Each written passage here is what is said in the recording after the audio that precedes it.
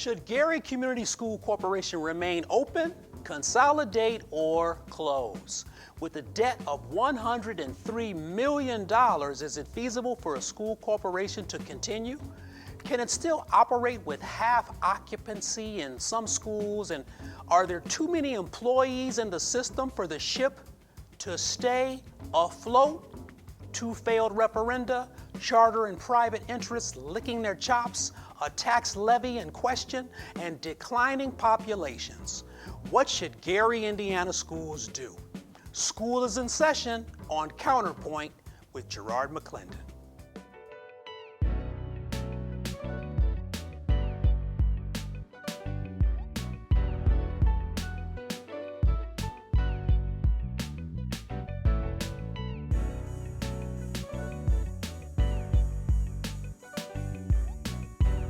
With a debt of $103 million, is it feasible for a school corporation to continue? Can it still operate with half occupancy in some schools? And are there too many employees in the system for the ship to stay afloat? Give us a call, 844-777-9311. You can send Twitter and Facebook comments to Gerard MC. At the Counterpoint, I've got Matt Reardon from Matt Reardon Consulting Partners, and I've got Jeffrey Smith, news director and anchor at WLTH 1370 AM. Gentlemen, welcome to the Counterpoint. Man, I'm smiling because I'm upset. Yes. All right, let me just start right there. And really, I don't know where to start, but let's just lay out some of the groundwork. A few years ago, it may have been 2011, 2012, Gary was about $50 million in debt, the school corporation, which that was an ungodly number, okay? Then it ballooned to $76 million just a year or two later. Then it goes up to $86 million, and now we're at $103 million. Multiple trips to the Distress Unit Appeals Board. It seems as if they keep going to Indianapolis to try to find some kind of relief. Gentlemen, talk to me. Do we keep this school system open? Do we consolidate? Do we close it? Who wants to start us off? I guess I'll go ahead and start it off. My first notion, my gut reaction, based on the facts that you just laid out, is to let it run its course and kind of cease and desist. And then hopefully something will rise from the ashes like that of a phoenix. I mean, we have been discussing this situation for a couple of years now. Two failed referendums that are basically coming out to a city and a community that's already taxed. I mean, you know, let's look at the demographics of the city of Gary. You pretty much have a lot of retired teachers, retired people from the steel mill and things like that. And then, of course, you have very, very young people and beginning families. There's no middle ground there. There's no young professionals or any of those people in there that would drive such a tax increase. Yeah, you know, it's been said that that two families leave Gary per week. That puts us at 104 families a year that are leaving for Portage, Maryville, South County, leaving for Hammond, leaving for Chicago, and that is going to kill your tax base. Matt Reardon, talk to me, man. Open, consolidate, or close, Matt? We'll start with the math department, because I looked at where they were at, and they spent $94 million. And then I took that and I looked at where do the community schools come in on the grading scale. Whether you appreciate the grading scale or not, it's applied evenly to everybody. I can only assume. And I have to say that as a resident, if I were a resident of Gary, I would not be too happy with what I'm purchasing. It is an inferior product as compared to others. And I don't have to go far to compare it to. I can just go to Hammond. Ooh. And there's only one school in Hammond that received an F. And I look across the board, and there's, let's see, 1, 2, 3, 4, 5, 6, 7, 8 different schools in Gary that got an F. Eight schools in Gary got an F on the rankings. The highest one was Frankie McCulloch Academy for Girls, got an A. So I see that and I say, well, what am I doing with this money? What kind of product am I getting? And then I throw in that, what's going on with these vouchers? And what's going on with these charter schools and magnet schools and profit schools? And why is Gary's money from the state of Indiana about half of what Hammond is? And I got to wonder, where's that money going? Well, it's not going to the Gary school system. You can't argue about the price per student because they're right up there with the top. I think East Chicago is 7,000. Gary's slightly lower. Yeah. Lake Station's right in there, oddly enough. So you start adding all that up, and you're saying, what's going on here? Per pupil always seems to be a cash grab too. You know, Yeah. people always say, well, you know, my child's only getting 8,000 and my child's getting 12,000 per pupil. And if you go to the ritzy suburbs, they're looking at 16, 17, 22,000 per pupil. But what's interesting is you go into some of these schools, you know, regardless, it could be Gary, it could be anywhere. Anytime you see a school building that's antiquated, that's always a red flag for me. Or that has to be retrofitted and it hasn't been retrofitted, that's a red flag for me. When you see that the employees are at retirement age refusing to retire, you know, when you have some school corporations surrounding Gary, average age for a teacher may be 39, it may be 42, 44 years old. In Gary, it's much higher. And so this is a strain. These are stressors Right. on a system. So should the district consolidate? Can it operate with just half of the existing schools when you have half occupancy in a school? I mean, why does a school even stay? Oh, do the residents in Gary ask these questions? No, listen, I talk to residents every day on the radio, and they do ask these questions. And, you know, listen, in full disclosure, I graduated. I'm a product of the Gary Community Schools. My parents were educators in the Gary Community Schools. I have affinity and love for the Gary Community Schools, but you can't romanticize this situation. This is clearly a situation in which the trends, as you stated just a little while ago, were taking place. I'm talking about people leaving the city. Children not being enrolled. I'm talking about families who have the means to go to the Portages, to go to Hammonds, and go to the surrounding areas. Andrea and Bishop Knoll, they're choosing to go that route. And so what the school district is not, more importantly, didn't do was downsize accordingly. And what I look at now, where they are, is they have not marketed a product to bring people back into the school. This is a school, district with the population dwindling precipitously every year. Yeah, Hammond's got that big carrot. Hammond's like, move to Hammond, they own got a size. house and tuition, get tuition You know, free and to why go to not? college. And why not? And, you know, Hammond's instance, they have one charter, one. Their schools, they're all over the map, but again, they only have one. I mean, mostly B's and C's. So you look at that, there's a lot more schools there. And so roughly you're talking about what's the demographic of the populations. Both are supposed to be 88,000 plus or minus, whatever. Yeah. So how does Hammond have 5, 6 more schools open than Gary, and Gary doesn't even need all the schools that they have open? So, I mean, just balance sheet the thing, okay? Yeah. All right, money comes in as X, it costs Y. And, you know, as far as what do, yeah, you divest the property. And I can tell you what, I'm just going to put the warning. Explain that, Matt. Explain that. All right, I'm going to put the warning out right now. I don't think the Gary School Board or anybody else that is an elected or appointed official really should be in the business of doing that. You need to get a professional to divest of these properties that you no longer need or use, period. Really? So, I mean, how many empty buildings do you need to collect? Yeah. You know what, let's talk Matt Reardon, MRC Partners bond issue, $103 million in debt. Jeffrey Smith, Matt Reardon, is there anyone on the face of the globe that's willing to bond Gary out and say, here's $103 million, pay us back whenever? Matt Reardon. Well, I don't know. Then you better start selling some lakefront property, and maybe you get that $100 and some million. It's not realistic, but I'll say this. There were a lot of charter schools in the state of Indiana that were started, that received money from the state, and the state waived the debt. Yeah. I think the last number that I was aware of was $97 million. Now, does Gary deserve a judicious break like this? Probably not. But you can't carry $100 million in debt and borrowing, you know, I'm looking at how this worked, and you're borrowing 6, and you're always going to chase this debt. Yeah. And until you're able to square that up, whether the state of Indiana says, okay, here's what we're going to do. We're going to wipe this debt down, and you're going to consolidate. And I did take a look at some of the challenges that were provided in here, and you know, they all sound good. But I'm going to be honest. Yeah, they all sound good, except we're dealing with Gary. So I want to see it implemented. So What do you guys think about rebidding all contracts in Gary? I love the idea. Rebid everything out. If it's a coffee cup, rebid it. Listen, to Matt's point and what he was saying, I do think that Gary does deserve its turn and to be considered for debt reduction. I really do.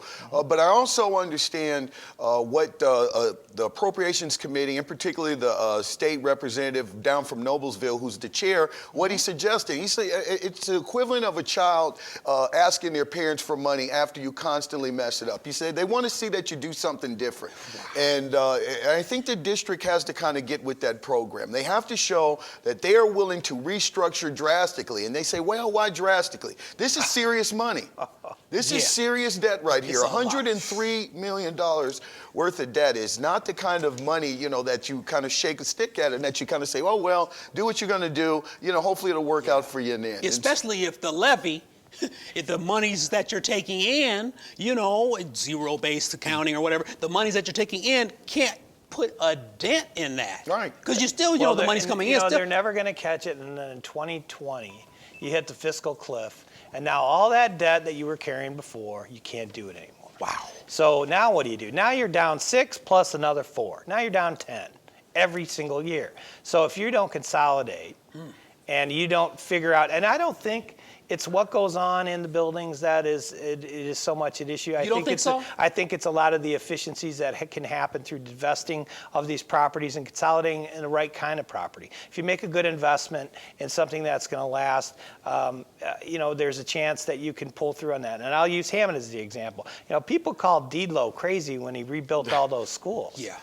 But you know what? They got a solid infrastructure there, and they're able to do that. And then let's go across to the Gary School Corp. You have old buildings. You didn't have reinvestment in there. And then, Gary's not alone in this. A lot of other urban schools have the issue. But you know what? If you can't ever catch up to the debt hole that you're in, it's never going to be a focal point.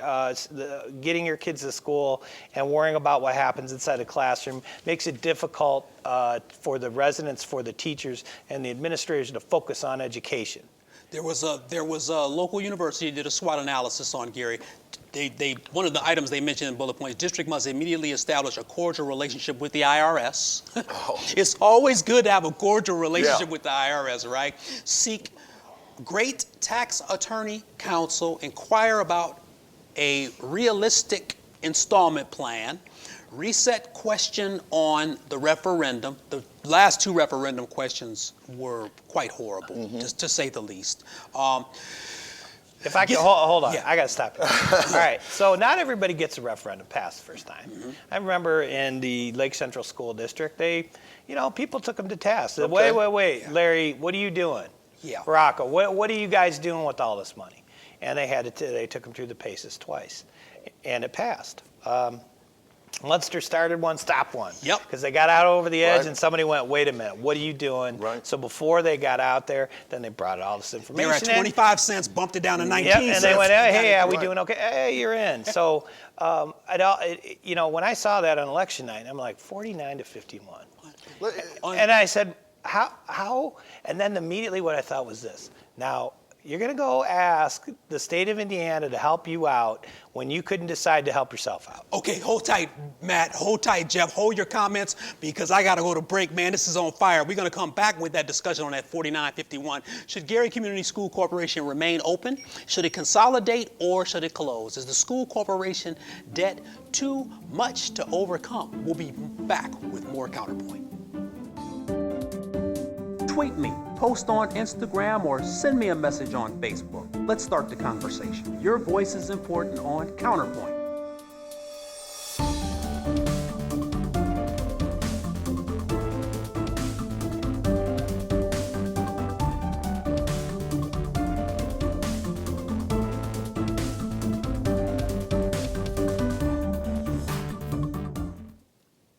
With a debt of $103 million, is it feasible for a school corporation to continue?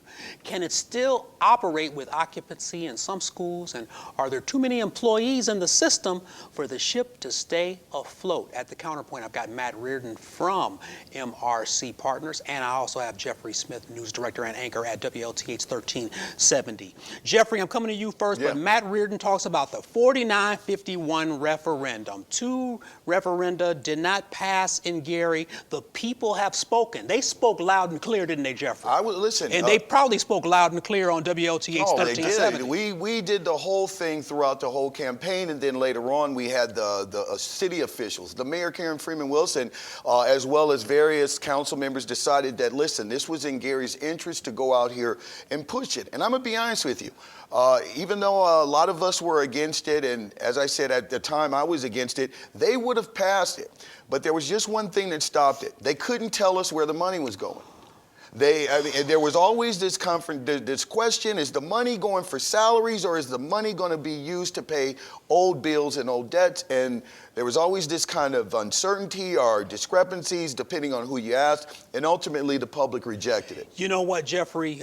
Years ago, young man by the name of Patrick J. Reardon and another young man by the name of Matthew Reardon taught me this C word, and the C word is contingency. And I'll never forget I knew what the word meant in a non-financial way, but those 2 gentlemen taught me what the word meant when it comes to bonds, when it comes to buildings, when it comes to school corporations and budgets. Matt Reardon, let's talk about the referendum and let's talk about contingency. So when the public doesn't know where the money's going and they vote a referendum down, what do you do then? I mean, seriously. Well, I think some of the discussion they've had on it's a big P level, is down in Indianapolis about what can happen. And of course, you're going to read platitudes in the newspaper. And you know what? I'm obliged to be honest about it. It's Lake County again. It's Gary again. They can't figure out where the money's going. That Gary doesn't want to help themselves. And you know what? I got to say this: if I didn't know where the money was going in Munster, I'm a no vote too. Until I said, show me what you're going to do with this. Period. I mean, look, I want to know. And, I guess enough people in Gary said, I don't know what you're going to do with it, so I'm not coughing it up. When you raise my taxes, and then I already have burdens in my household. Right. And now, when I go to vote in a general election, I see that referendum question at the end, and I can vote yes or no on that question. And if my pocketbook is already strained, and I don't know, and there's a question mark on where the money's going, that's problematic. Some more SWOT analysis details that the local university said teachers should have to re-interview for current positions. Teachers and staff can be asked to take a reduction in pay, seek part-time classroom positions, incorporate advanced teaching entities and research-based sustainability. Seek a younger teaching force, and principals, assistant principals, and deans will have to be merged into one job description with lower paid assistants. So, wow, that's a lot to swallow, but it makes me think sometimes, Jeffrey Smith, is Gary clutching on to the bottle of I gotta fight to keep my school open regardless because of the tradition? East Chicago a few years ago had to bite that serious, piece of canvas by saying, ooh, we got to close East Chicago, Washington, and Roosevelt, and we're going to create this thing called Central. And everyone was upset for a little while. They put some artifacts from Washington and Roosevelt into Central, and it's been Central ever since. Does Gary need to go to one high school and fewer middle and elementary schools? The answer is unequivocally yes. Listen, you're looking at a gentleman right here and myself that my own high school now is no longer part of the district, has some other I don't know, weird name. It's run by a management company, and basically a school that once had over 1,000 students when I was going there, then when my parents went there, now has a couple of hundred. What they school use was that? Roosevelt, the pride of Gary. The pride of Gary. The black and gold. Yes, and now it uses half of the school building, so the water's cut off in the other half. Some parts of the building are crumbling. It is embarrassment, and I'm talking about an embarrassment for somebody that loves that school. Roosevelt is people love it in Gary, Indiana, and so you know there is a sense that you do want to hold on to some of the past. Listen, I get it. I'm one of those people. Yeah. But there's also a reality when it comes down to dollars and cents, and in order for us to help ourselves in the community, that you just got to you have to make those tough, hard choices. The reality is we don't have anything but about 5,200 students in the district, period, point blank. And we are operating as if we had 16,000 or more. Wow. Those numbers don't add up, Matt Reardon. No, they don't. And I was doing some research before I came on the program, and I always look at the outputs. What is coming out the back end? You know, and then I pull back to, okay, who's using all this money not all this money, some of the money that would go to Gary. So the charter school argument comes in there, and the private Catholic schools come in there. And I went to school at 5959 Broadway. Yeah. You know what? They know how much it costs, what it costs per student, and how that works. They also accept choice kids into Andreana as they do to Bishop Knoll. That's right. Now, one was built in 1959, the other one was built, I don't know when Bishop Knoll was built, all right? Between the two of them, they probably accept 400 or 500 voucher students. That's money that would go to wherever. It's not. But again, I don't think that's the issue in this circumstance. What's the issue? I think you just need to get to the right size of your school, period. What is your capital cost? And if you could start again, somebody has this number. This is not new. Math is not new. There's always been done before. You got an X number of students. What should it cost per student if I could build 4 buildings based on geography, and where could I put them? I mean, this is nonsense. They can't get this hammered out in an expedited fashion, because I would believe that if you came back to the residents of Gary and said, okay, this is what's going down. Mm-hmm. We're cutting the cost. Here's what's going to happen. You might have to, said Johnny or Janie might have to go over here a little bit further, and that's the way this is going to be. You might get some buy-in if you're just transparent. But when you hide numbers, or when you don't know numbers and you put the referendum out there, you lose the public trust. Listen, I want to piggyback on what Matt just said, and it's probably been the cornerstone of my argument against the school, for the school district dissolving, and that is the simple fact of a one high school. I'm somebody, once again, I'm going to go back to my pedigree, and I don't believe that the teachers, the men and women who get up every morning and go out there to educate these kids, I think that they're a class act, high quality. I think the teachers are not the issue. But as you said, the resources are spread over, they're all over the place. And right now you've got kids that are trying to be educated in a very depressing scenario. I'm talking about, you got some schools in which water buckets are in the middle of the hallways. You have schools that don't have extracurricular activities, swimming pools with desks and books thrown in the middle of them, locked and things like that. It's a depressing situation. And I just kind of go back to myself, and I'm sure you and Matt will as well. It's hard to learn in an environment in which you don't feel stimulated, or you feel depressed. Smith, come on, man. You just laid out a scenario from one of my favorite films, The Time Machine. Books and desks in a swimming pool. Yeah. Buckets and all. Come on, man. No, listen, I'm being a little overly dramatic. How can adults, how can school boards, public officials, parents, how can they allow that to happen?